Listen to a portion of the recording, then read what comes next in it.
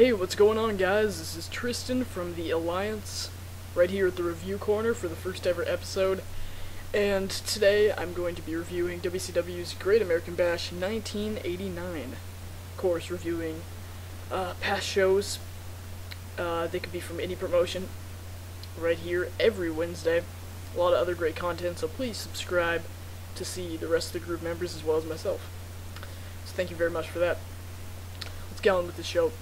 For the year of '89, this show was pretty amazing. I mean, if you put it out today, it's a great show, but especially looking back at a show of its time, really outstanding job. A lot of people call this WCW's best pay-per-view, and from what I've seen, I'd have to agree, so let's just get into this.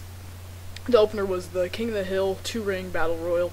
I thought this was a cool concept, It kind of took out seating, I guess. You didn't get as many people in the arena because of that, because you have to take up more space, but I always thought this was fun, if you could, they incorporate it well, they had WarGames later, and they do 2 matches based around the 2 rings, so I thought it worked.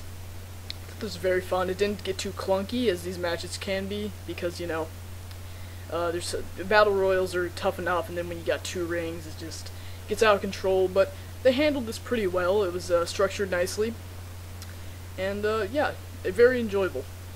I'd probably give this about 2 3/4 stars. Pretty good opener. So next we had Bill Irwin versus Brian Pillman. Irwin played a good heel right here. He was dominating most of the match, but Brian got some good offense into. Not much to complain about here. May have went a little too long. Maybe overstayed its welcome slightly. The finish was really cool. Brian Pillman went up to the, he was in the other ring, and he went up on the top rope, the turnbuckle, and then he flew with a crossbody into the other ring and pinned Irwin. So that was pretty cool. Next we had the Skyscrapers versus the Dynamic Dudes. This was pretty basic. I didn't enjoy this too much, but it was just kind of basic formula. They didn't do much spectacular. Got pretty good in the last few minutes, I'd say, but nothing to write home about. Just somewhat enjoyable. Not really, just kind of a there match. Probably 2 1/4 or so. Next we had this is where the card gets really good. Paul E. Dangerously versus Jim Cornette in the Tuxedo Match. This was so entertaining. Obviously, these guys aren't wrestlers, they're 2 of the greatest managers of all time, but definitely. I think Jim Cornette's the best manager, I'd have to say for sure. But this was just so entertaining. The stuff they did here was just really funny, but, I mean, they told a good story with it and everything. I don't know, I just really enjoyed this match. There was a lot of good stuff they did. I really liked the ending, making Dangerously look like a fool. He just ran out in his boxers, just running as fast as he can, just sprinting to the back. I thought that was hilarious. This got the right amount of time. It was a great segment in the middle of the show here. So I'm not going to rate this, but it was very good. I'd just call this a great segment for sure. Next we had the Texas Tornado Match, the Steiners versus Varsity Club.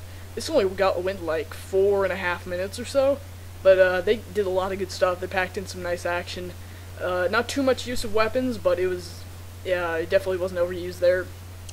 They just did a lot of good stuff. This is very short, but somehow they made it very enjoyable.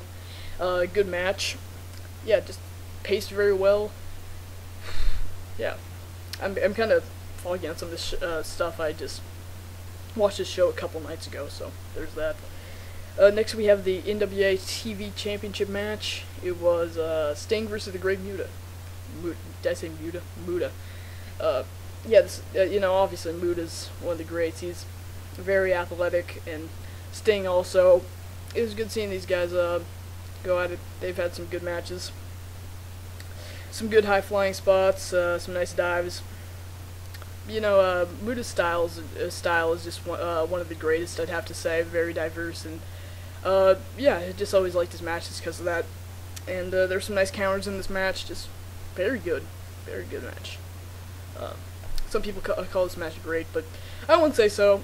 Probably not their best match. I can't really think of any others. To be quite honest, I know I've seen some of their other matches, but I can't really remember them. So there's that. I gave it 3.5. Don't think it was as good as some people say, but you know, it was very good, very good. Next we had Lex Luger versus Ricky Steamboat. This is probably this is only the third best match of the night. These last 3 matches, or 4 matches, they're very good, and they just progress to really great, maybe even amazing for the last match. So we'll get to that. Good brawling on the outside. That's where this started. Yeah, early on, very back and forth. Steamboat, you know, is always a great challenger, you know, for the title. Because his title wins just mean so much. He didn't win the title in this, but spoiler alert, but not really. But yeah, he just plays the role so well.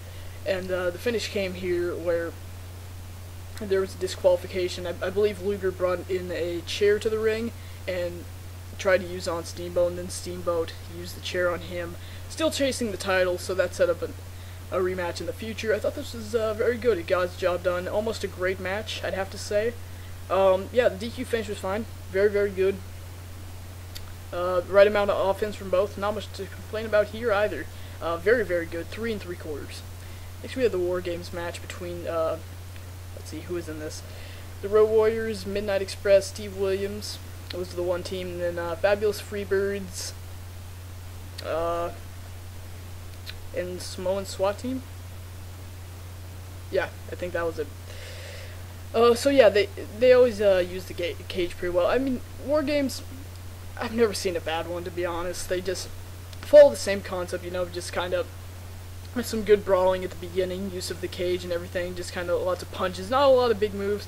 And then once everyone gets in there, it turns out to be really, really good. And that's what happened here, you know. Nothing to complain about once again, as there's not really much on the show to complain about. Awesome, once everyone got in, yeah, the last few minutes were very, very good. I don't really have a lot to say about this match, because WarGames are kind of self-explanatory, but great match, I'd have to say. 4 stars. Not one of the best WarGames, I'd have to say, but I've seen the 92 one. I have not seen the 91, which I hear might be the best. I'm not sure. I know that 92 and 91 are the 2 best, so I'll have to see about that. Yeah. So the main event was Ric Flair versus Terry Funk. It started as a brawl out on the floor, and it was very good. Flair got cut open pretty fast, as did Funk a little later. Man, Funk was just selling his nerves right here with the pile drivers and stuff. He was just selling it so great. It was really amazing how he's doing that. You know, just steady brawling, just, you know, what do you expect with these guys? It's Terry Funk and Ric Flair. I mean, 2 of the greats. Man, just, you know, very bloody. Those pile drivers were kind of scary. You know, what Funk selling was just great of it all. You know, this was awesome. A really great match. I'll give 4 1/4. The ending kind of came out of nowhere. I believe it was when they were doing a bunch of roll-ups, or no, or maybe it was when, I think it was when he went for the figure 4, and then Flair rolled him up or something like that.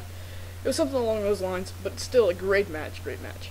4 1/4, as I said. Overall, I'd give this show like a 9.5 out of 10.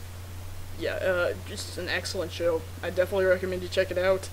I mean, you know, as I said earlier, with the year, you can't just tell. The match quality on here is really great, and not much to, yeah.